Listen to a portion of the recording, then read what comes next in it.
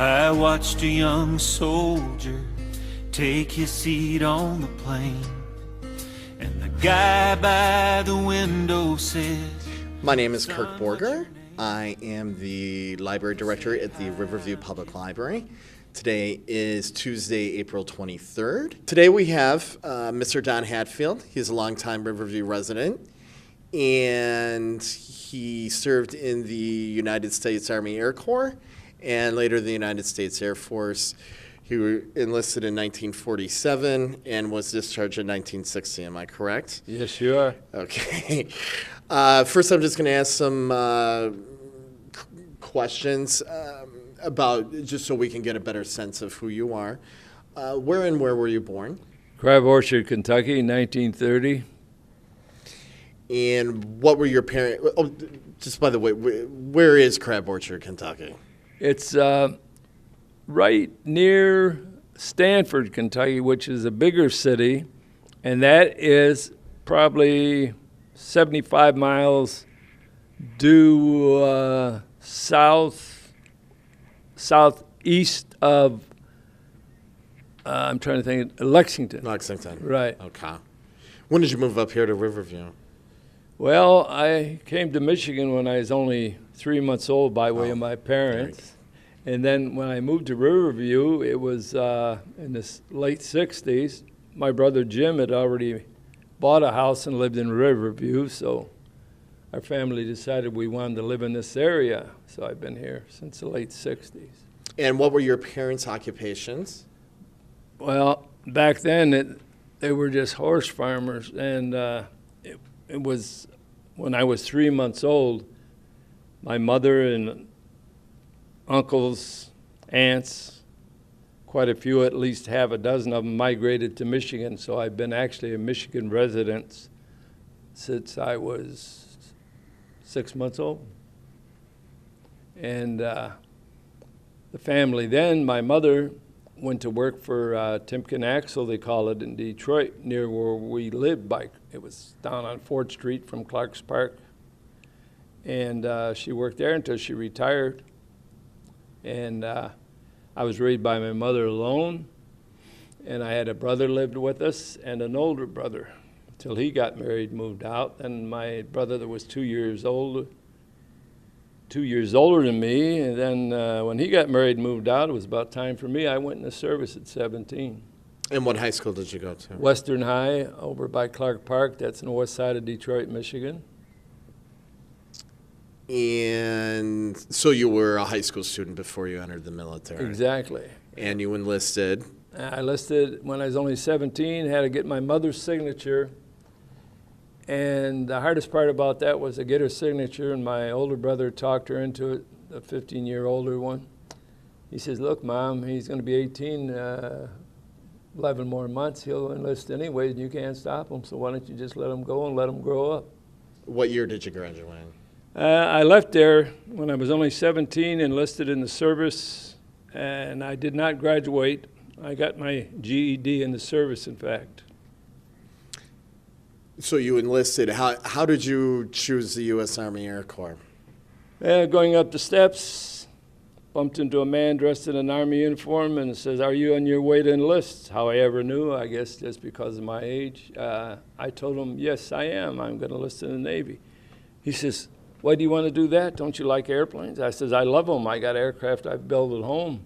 Back in those days, as a lot of kids did, boys growing up, you built model airplanes out of wood and banana skin oil and all that stuff. And he says, well, you'd fit right in. We could get you on the aircraft, let you work on them, whatever you want to do, blah, blah, blah. And he went on, and he finally convinced me, but that's better than sailing around in the ocean on this tin ship, so you might as well do this. So he convinced me, and I did join the Army Air Corps. So you think you made the right choice? Oh, positively, no doubt. Were any of your family members in the military? Oh, quite a few of them. In fact, all I can think of, down to cousins. I had a lot of cousins because my mother came from a large family of 12. There was 12 sisters and brothers on her side, and most of them I can think of were in the service. all the uncles, the cousins, all the cousins I can think of. There was a lot of them. When they were of age, they were all in the service. So yes, a lot of military in the family. Where did you do your basic training before you were Amarillo, shipped Texas. It was they had a Air Corps base there, right at Amarillo, and that's where it was. It took you through your basic there. Then when you're done with basic, I went to a special school, and after that specializing school, they shipped me out to the occupation forces, World War II of Japan occupation forces. So do you think the physical exercise was probably the most difficult part of the basic training? They had a real good system set up there. It was either make you or break you. And the drill sergeants, they tried to do their best, and I'm sure they did, because they were trying to get you ready for anything you might run up against. And they seemed to pick on some people more than the other if they weren't in physical shape. And then when they gave you push-ups, every morning they'd fall you out, the wee hours of the morning, you had to go out and do calisthenics. And some of the guys were just starting to get in shape. By the time they got out of basic training, they were quite in shape. They'd lost a lot of pounds, the ones that came in a little overweight. I was fortunate. I probably weighed the same now as I did when I went in the service. So I'm just fortunate. So did the drill instructors pick on you? No. In fact, out of basic, if you kept your nose clean and done what the drill sergeant expected of you, you get a first stripe. You'd earn your first stripe out of basic PFC. So I was one of the fortunate ones. I got my stripe right out of basic training. So I guess I must have done something right. Well, because you had mentioned you had played some sports beforehand. And I've been active all my life. As a youngster growing up, I was on a couple of swim teams at the YMCA, and I played football and basketball.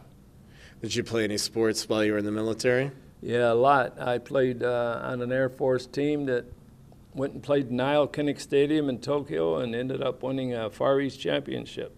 We played all different.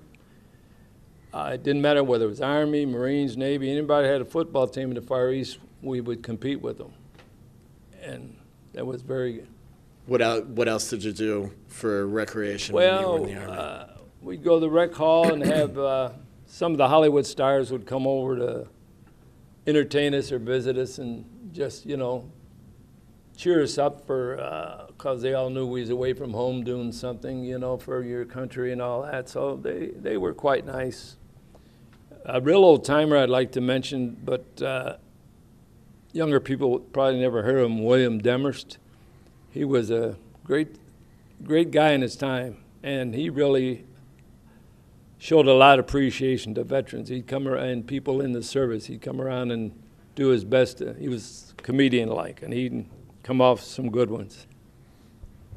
Did you have any specialized specialized training, I'm sorry. Yes, it was. The one part, they gave us some desert survival training, and then they took and decided by the test I had took that I would be better off in the line of aircraft.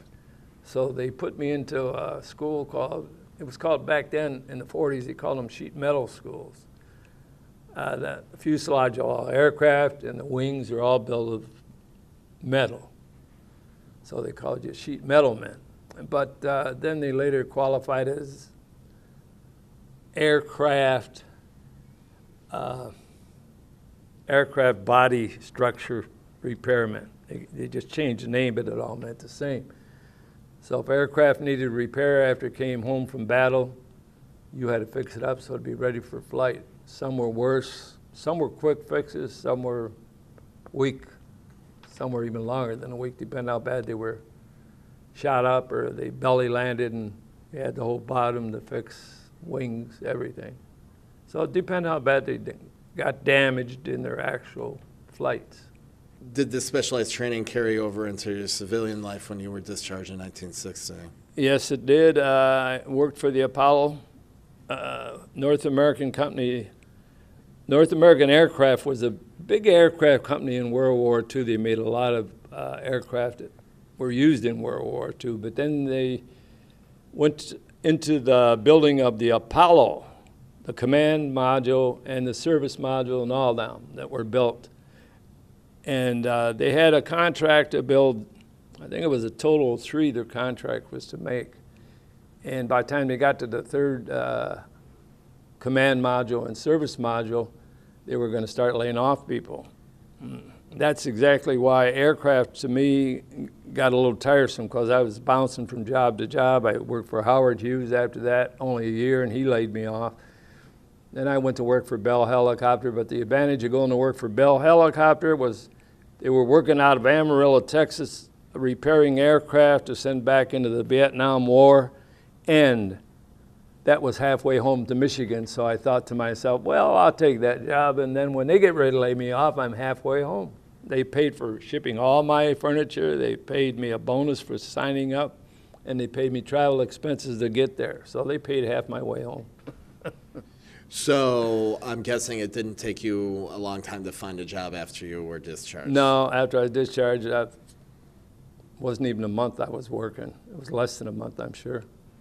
And I was I'm just guessing lucky. you were pretty happy about that as well. Very happy, because I thought I'd end up staying working in aircraft all my life, but then when I found out how the government contracts go and the people run out of work where you go and looking for another job, I got tired of bouncing around, so I decided to come back to Michigan, and I came back to Michigan, been here ever since. Did you get married after this? After you were in the service? Yeah, when I came back to Michigan, I did. Okay. I've been here since, I've been married for 43 years to my wife. I came home, and I met her right after I came home, so I've been here since the early 60s. Let's go back to some of the experiences you had overseas. You were in the Army of Occupation with Japan. Right. That was in 1947. The war had ended in 1945. Right. So did you see any of the destruction or the rebuilding that it had been done in Japan during the time that you were there? The city I was in had no signs of any war. But if you went to the Hiroshima where they dropped a bomb, one of the atomic bombs, and they took us on a tour, which you had to volunteer to go on. Somebody didn't want to see it, didn't have to go. But they kept you way away from it and up high where you could look down on it. And you was no danger of radiation. You was so far back. And let me tell you, if you ever seen rubble like that, there's no way you'd ever want to be in a situation and go look at a city your family lived in and see it like that, because it was total destruction. There was nothing left but rubble.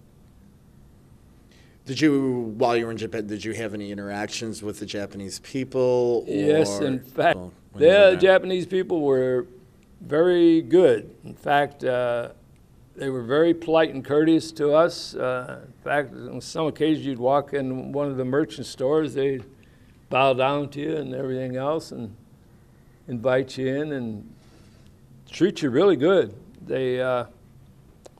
I learned some Japanese, quite a bit in fact, but I don't speak it very much anymore, because after you don't use it, you lose it. So I still know a few words, and that's it. How did you learn the Japanese? I had a lady instructor. If you wanted to go learn Japanese, this very nice young lady. She was born and raised in Japan, but she spoke perfect English. And she had a job on the base, in fact, a secretarial job. She did work on the base as a secretary. So she was teaching Japanese classes. Don't ever try to learn to read their symbols. I didn't want to go there. But I was willing to learn the language. And I done real good at it at the time. But I left there. I haven't been in Japan since the 50s. I left. And, you know, you don't use the language as soon. I can speak a little, but not enough to hold a good conversation like I Were the Japanese people that you met, that you used the language with, were they impressed? They were, yes. I got a couple compliments from one particular guy in a store I was bickering with about prices. asked me where I learned to speak Japanese, and I told him, and he says, "She done very well. Your accent is really good." So he was impressed with my Japanese accent. Now, I'm guessing your experience in Korea was a lot different than in Japan because you had a war going on in Korea at the time you were there. It was like any war that anyone's ever been at or involved in. There's a lot of bloodshedding, a lot of problems, burns, wounds. The MASH units worked wonders, but the cases that were too severe for them, they would be shipped out to General Hospital in Tokyo. They had a setup for veterans that were really shot up real bad, and they didn't have a lot of hope for them, except they tried to save them, of course. They'd ship them off to hospitals, and they call it the General Hospital. It was down right in Tokyo. It was a big military hospital. Guys went there. How long? And then you went to the Philippines. How long were you in the Philippines? I was a 2-year tour. 2-year tour? Yes. I ended up, by the time I got out of the service, I had, within 2 months of having a total of 5 years overseas duty. So, it made me think a lot about this country and how great it is when you see some of the stuff they got over there and the way they have to live. There's no comparison to this country, none at all. They don't even stand a candle. I never went to Europe. I have no comparison with Europe, but I've heard a few complaints about Europe, so I don't want to get into that. I've never been there. Okay. And then you went to the Philippines. Yes. What did you do in the Philippines? Well, same thing. I was an aircraft guy. I worked on a flight line. In fact, they put me in charge of a flight line. I worked out of at Quonset huts and stuff set up on the flight line for manufacturing any parts you need and all the machines that do it and the equipment. And I had to make a morning report out every morning to qualify for the time the men were spending. Like if a job was going to take 20 hours, I'd have to write the report up every morning. So-and-so worked this job. Estimated to be a 20-hour job, and he put in 8 hours today, and the next day I'd have to, keep up with that every day. And the COs, you turn them into the adjutant, actually, in the CO's office, and they'd go over some of that stuff. I'll never forget one time this CO of ours was a light colonel, and he happened to be a football coach, too, and I played on his team. He called me up, and he asked me, he says, "How come you guys are holding up?" I forgot the aircraft number. It's been too many years ago. "Our aircraft so-and-so, it's got to be back on flyable." I said, "Sir," I was joking with him. I said, "I'm not holding it up. It's on jacks. I'm looking at it out the door now. Jacks are holding it up." He says, "Oh, wait till I see you." Got some extra push-ups on the football field. Oh, how did you communicate with your friends and family, or did you? Strictly by post office, mail. We had you always call it headquarters. It was where the CO done his business and the adjutant done all the business. Mostly the CO just told him what to do, so the adjutant was the one with the shoulder responsibility. And you always had a mail clerk. It was usually a corporal or a sergeant. It was a mail clerk. And anytime you left the mail off at headquarters, he'd make sure it got mailed on the next shipment out. Usually it was every day unless he was in a real bad zone. And mail call every day, he'd come out with his big duffel bag full of mail and stand there and call your names off. And whoever had mail would just go up and collect their mail. That was one of the big points of your day when you was over there. Mail call, you wanted to hear from home. And packages especially. Who did you write the most? Your family, like your mother, and I wasn't married, I was single. My mother and my brothers, kept touch with them.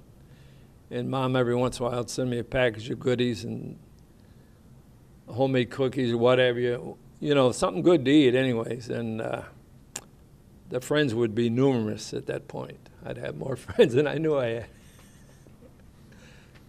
Did Mom write you more, or did you write Mom more? No, I was bad. I got scolded more than once because of my lack of corresponding. So every time I felt sorry and I felt like I was abusing it. So then I would really get on the ball and start writing.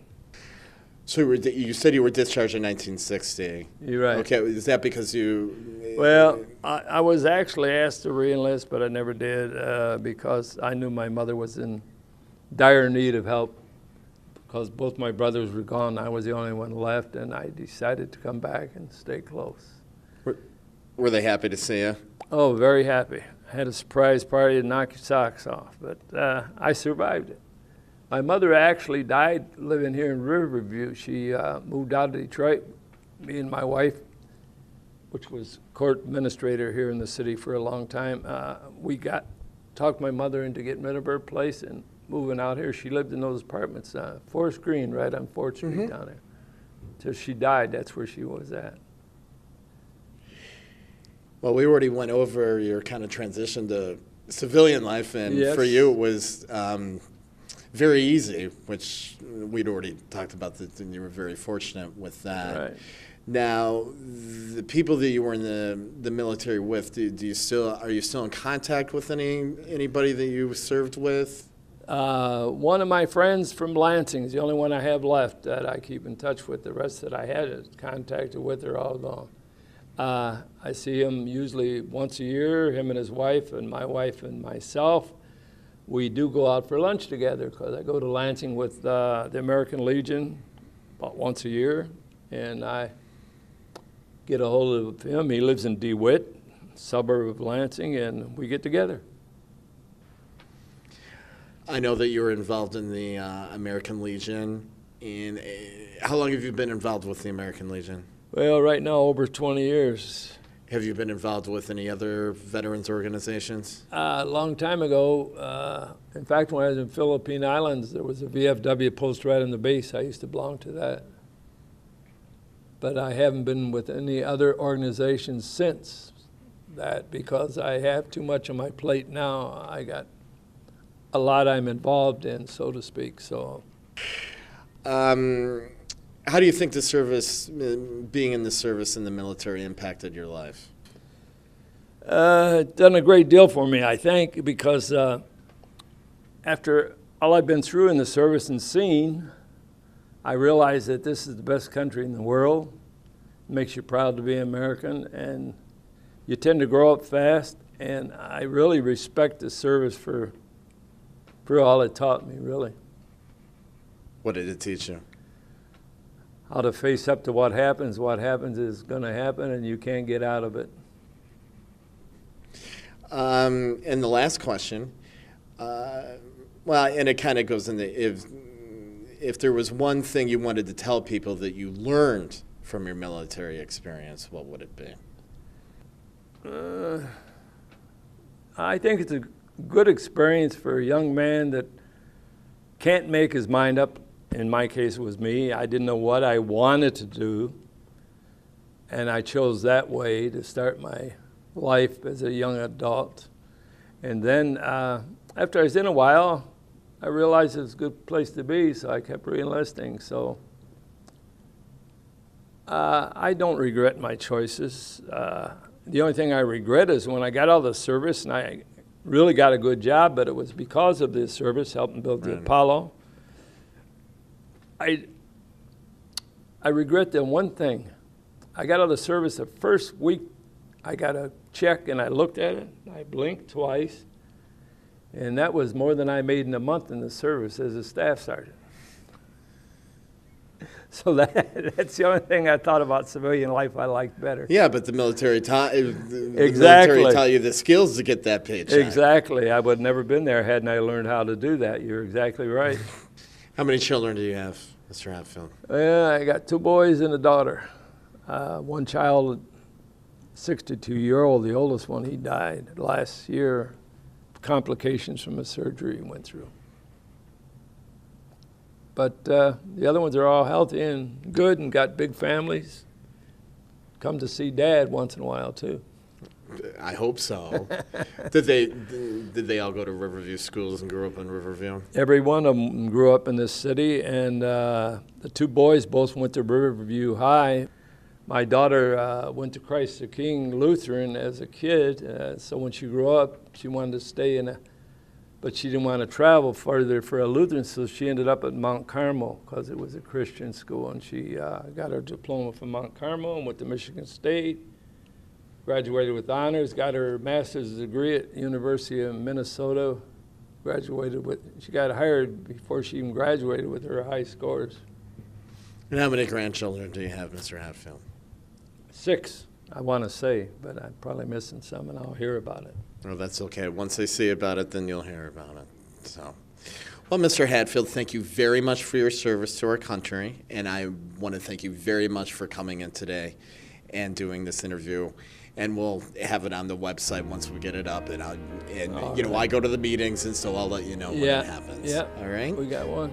Okay. Coming up. Yeah. So thank you very much. I appreciate Thank you. it. You're welcome. This is the Okay. moment.